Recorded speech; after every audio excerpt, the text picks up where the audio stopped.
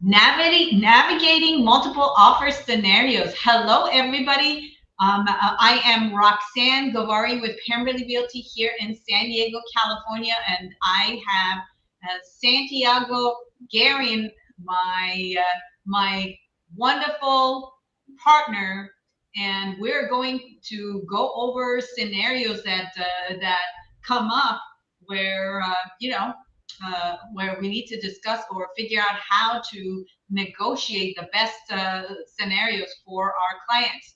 Hi, Santi. Santi, short for Santiago. How are you doing? I'm doing great, Roxanne. Thank you for having me in the StreamYard today. It's Yes, really nice to yes. be in Let's here. have some fun, right? Yep. Ready to learn something new today.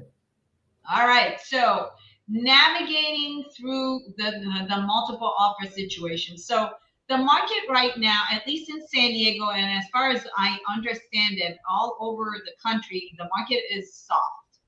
And it could be that it's a seasonal softness of the market. So usually what we have going on, we have seasonality to the market, and even in San Diego, where the weather is not that different, wildly different from summer to winter and vice versa. We still have a seasonality to the market, right? Yeah. Are you cold today? I am freezing up here in Del Mar.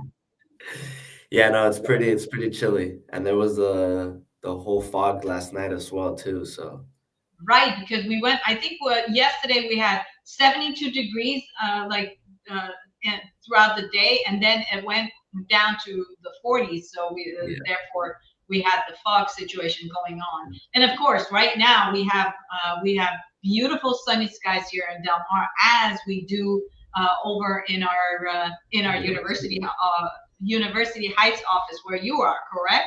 Yep. It's very nice outside right now. So Exactly. But with that being said, we are still in the same influence like on the East Coast, and we still have the seasonality of the market, correct? yeah, Wouldn't you say? I would agree 100%. So that being the case, if you're looking at how it goes, we usually have sleepy market in January, February. Then we go into the spring season with March. Flowers start coming up, and trees start growing new trees, and people start coming out of their hibernation and start getting into the housing market and start shopping for new homes, and as we've seen it in the past, right? Yeah, no, I definitely wouldn't want to be think about buying during the holidays. So I'm more focused on my family than, looking There for a you place. go. So March through, I would say March through June, July, and August, we have a very active market, and then the school is over in June, and then you have some time for people with families and people with children to start either vacationing or looking for homes. So July and August, active months, and then after August, going into September, when the kids start their new school years, things just start to slow down a little bit. There's a last hurrah in October, and then you go into November, December, and I want to say as soon as you have your Thanksgiving turkey, that's the end of the market, wouldn't you say? I think I would agree with that too. Yeah, it slows down a little. Slows down after Thanksgiving holiday season, and then December, of course, is more holiday, and that's when things slow down, and then January, February, things are starting to come out of the holiday season and start picking up, and then here we go. Yeah. Mhm. So, with that being said, going back to navigating multiple offer situations, I would say if you put something on the market, let's say we decide, let's say there is a there is a seller that really needs to move. It's a relocation situation, and they put their house on the market either right before Thanksgiving or right after Thanksgiving.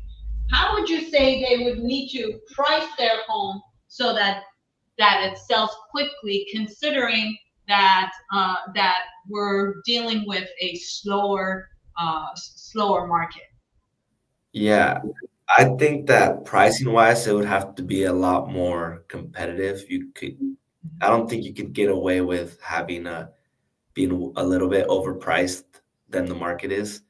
So I think probably being like, almost pinpoint on what the market is asking for, that's the best way to go because you don't get that many people looking than you do during other times of the year. So And I agree with you. Even though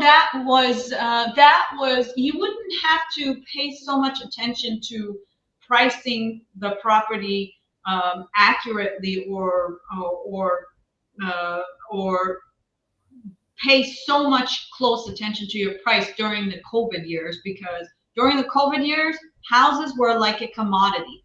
And as long as you put a house on the market, uh, somebody was willing to pay you whatever you asked for.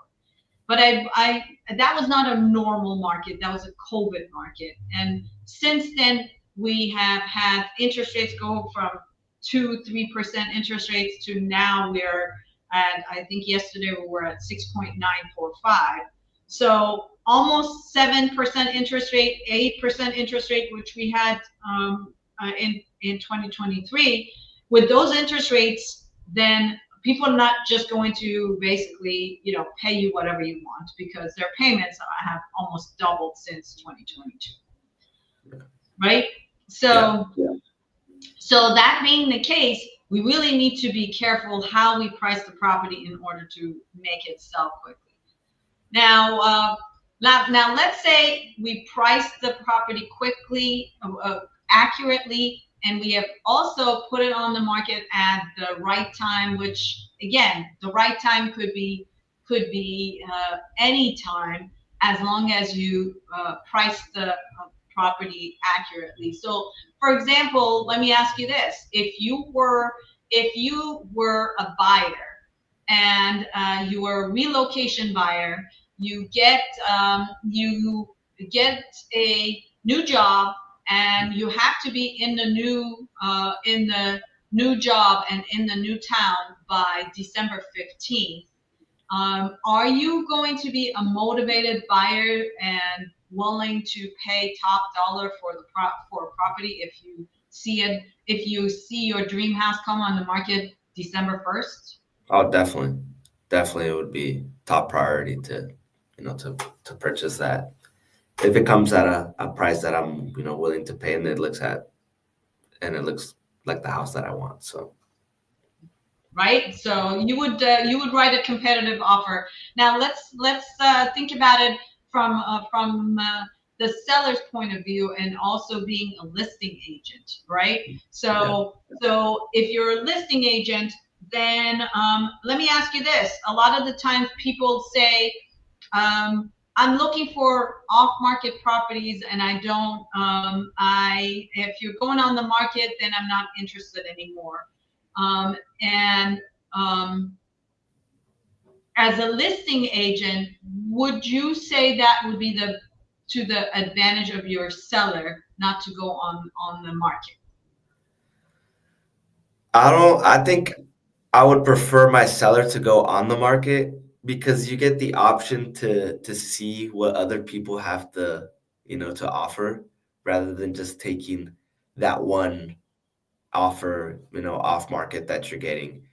You would really have to consider if it's at the right price, if how much your seller is willing to, how quick they want to sell a place or in a hurry they are, or you also have to consider that, I would say.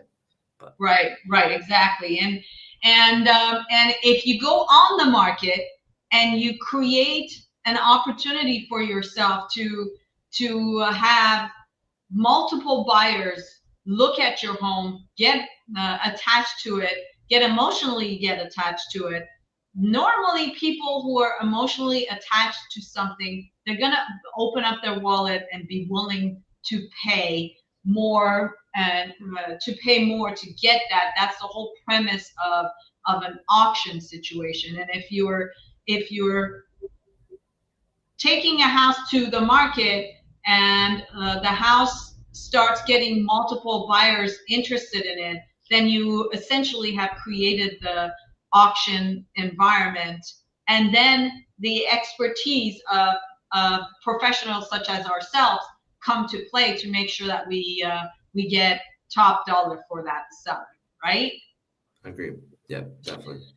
Now let's discuss and let's break it down into how do we navigate through that. So what we normally say is we need to expose that property to the market for at least 5 days, so that plenty of buyers have a chance to come and see the property, put in an offer, and basically put their number in the hat, and are able to participate in our process, right? Yeah. Yeah, yeah. And then the other part is the part of making sure that every offer that comes through, we counter every offer. In other words, a buyer comes in, places an offer on the property, and then us as the representative of the seller, we counter offer every offer so that we put in the terms that our seller wants to have in front of those buyers. And can you explain how we counter? In other words, if we counter one buyer versus multiple buyers, how do we ensure that our seller gets to have a chance to get to have this negotiation back and forth? How do we ensure to do so? Yeah, then we would definitely send them all, a multiple counter offer so that all the agents can submit, they're basically stating in that multiple counter offer to shoot your best shot, send us your highest and best. And so we can see once we get back from all those potential buyers, their highest and best price, we can make Mm-hmm. an educated decision with our seller on which one to take. So To take, exactly. And another thing that we also do is we make sure that these buyers have ample access to the property and are able to go in, take a look at the property, do whatever due diligence that they want to do, but to do their due diligence prior to us accepting an offer, because we don't want to have any negotiations further on the property after an offer is accepted on a situation where we have multiple offers, right? I agree. What could happen if we don't do that and we get the property under contract, and then the buyer decides that they now are going to give us a long list of asks for repairs after we have already accepted their offer? That's a great question. If we got a long list of repairs for that, I think we would. Is there a way that you can counter that, or would you have to have your seller, pay for those repairs? So that is the main reason why we want to always have those repairs and those inspections be done prior to acceptance of an offer, so that there's actually no surprises for anyone, and the negotiations on the repairs are done up front, so that there is no negotiation after the fact. Because if you have multiple offers and you get an offer that is the winning offer, you don't want to lose that offer, because it's almost like you have a nice shiny balloon, which is your property that you're selling. And as soon as you accept an offer and go under contract, the nice shiny balloon pops and it's no longer nice and shiny, because if that buyer cancels and you have to go back on the market, chances are that all these other buyers that were interested previously, now they're going to question and say, oh, what's wrong with the house? Why did the first buyer cancel?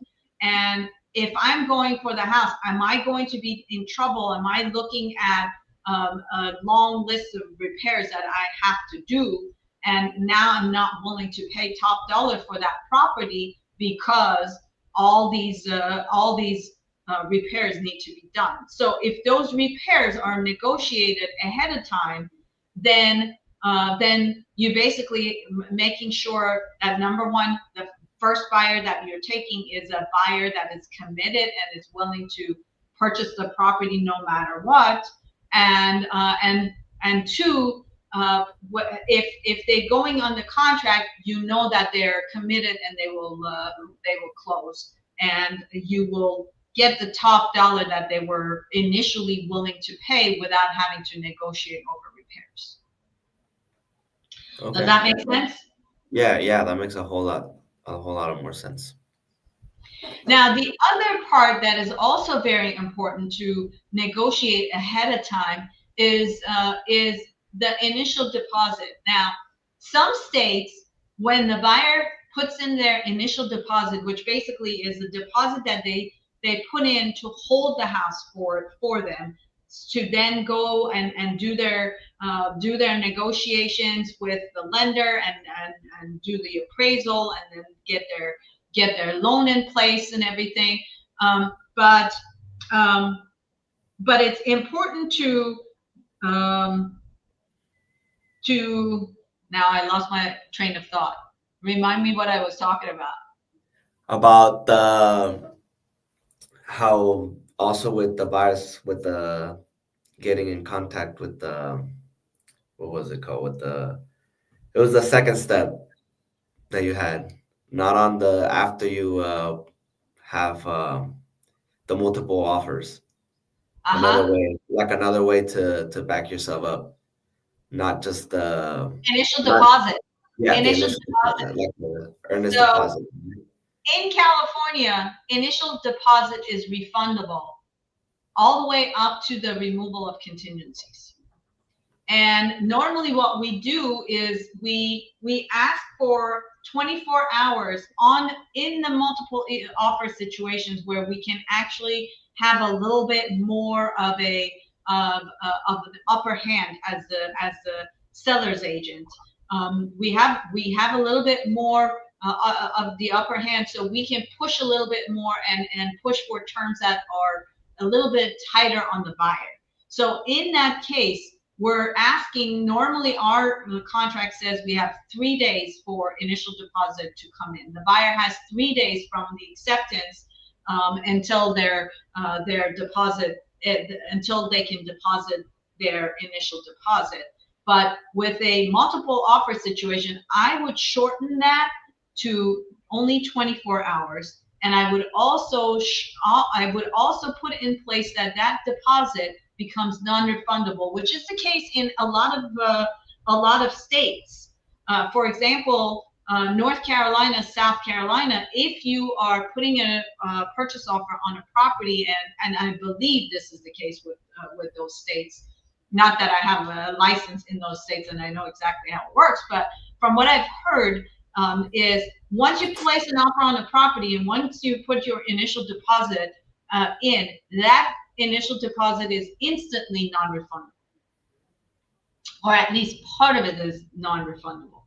In California, that is not the case. That initial deposit is refundable up until the moment you are removing your contingencies. What are some of the contingencies that we have within the contract here in California? Well, there's a lot of contingencies. There's the loan contingencies. You also have, any inspections that need to be done, such as like termite. What else? There's just like a general inspection. Mm-hmm. There's a few on the list on there. Right. So you have. Those are probably the main ones that I know off the top of my head. So you have the physical inspection contingency, you have the appraisal contingency, you have the loan contingency, you have title report contingency. Title report. Let's talk about title report. Why would you get a title report contingency on the property? You would just want to know that you're actually buying it from the person that owns the place, right? Bingo. You want to make sure that the person that claims that they own the property actually own the property, and those information are going to be on the title report. You also want to see if there's any encumbrances on the property, if there's any liens, if there's any easements, if there is any lis pendens, which basically is a judgment that somebody wants money out of the seller. Those things are going to show up on your title report. So all of those are contingencies. Let's say if the property these days, even insurance is a contingency of the sale. Insurance didn't used to be a contingency of the sale because insurance was not so difficult to get.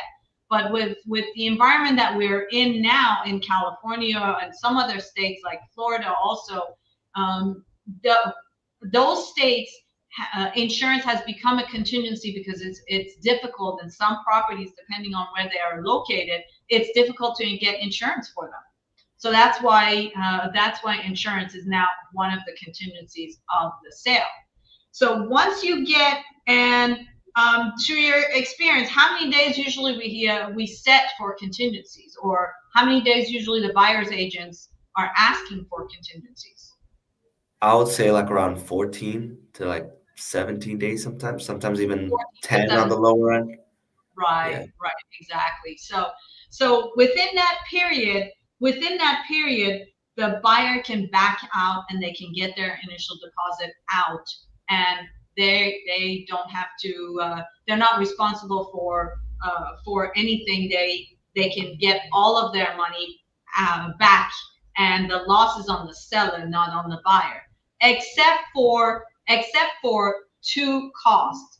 One being the physical inspection, where you actually pay an inspector to come and inspect the property because you're actually asking somebody to come in and provide a service. So of course you have to pay them for that, and that you can't get back.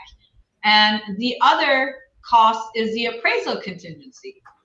If you are also doing the appraisal within that first 14 or 17 days, you're also paying an appraiser to come in and do the appraisal.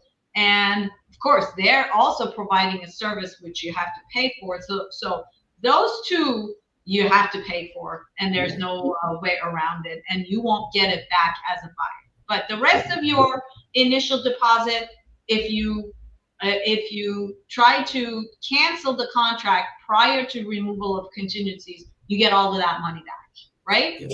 Yep. And I guess that's a really good thing for the buyer. Yeah. Is that really a good thing for the seller? Not really. You want those to be cleared, and you want those contingencies to be removed for as soon as possible, right? Yeah. And if you have a multiple offer situation, then you can definitely make sure that you either shorten those contingencies or remove those contingencies. And a multiple offer situation gives you more of a leeway to demand those things from the buyer. So another advantage to a multiple offer situation in terms of the negotiations that a seller can do or a seller's agent can do. All right. Well, we are within our allotted time for this subject. Anything else that you can think of that we can add for our audience? Not that I can think of. I think we covered everything pretty well. So, yeah, no, I can't really think of anything. I'm checking my notes here, but I think you covered everything to the dot. So. All right, so let's also go through and thank our audience for joining us. If you are watching this on YouTube, we appreciate it if you give us 2 thumbs up, and also subscribe to our channel. So if we have any new information or new videos that we put out, you have the ability to watch those. And my name is Roxanne Govari with Pemberley Realty here in San Diego, and of course my partner is Santi here. And thank you so much for joining today. Yeah, no, thank you. Yeah, everybody, give us a thumbs up, like, share with your friends if anybody wants to know a little bit more. Any agents out there that you know, or if you're one yourself, check out. We have a lot more videos on our channel, and we're here to help you. So.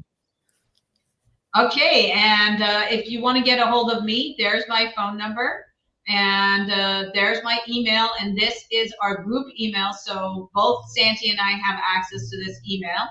And also we are on Facebook, or you can also find us on our website at Pemberley Realty, and also on Instagram. We really appreciate it if you give us a follow on Instagram, so that if we are posting there, you're able to see the new updates that we put out. And thank you very much for joining us, and make it a great day.